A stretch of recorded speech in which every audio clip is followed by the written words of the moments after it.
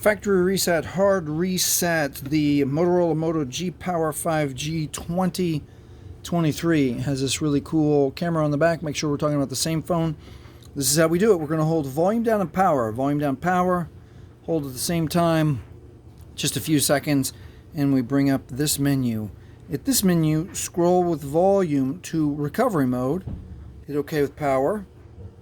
We're going to wait for the fallen Android no command, which takes just a few more seconds, 5 more seconds. At the fallen Android, no command. Now we're going to hold down power and then quick touch volume up. Hold down power, quick touch volume up. And this brings up the Android recovery menu. Now scroll with volume to wipe data factory reset. Press OK with power.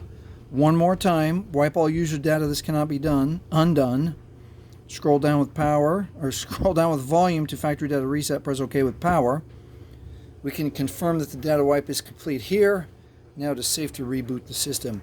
Keep in mind, if you've set up your G Power 5G with your Gmail or your Google account, you will 100% still need your Gmail or Google account to log back in, especially if you've turned on the Find My Device, Find My Phone security on your phone.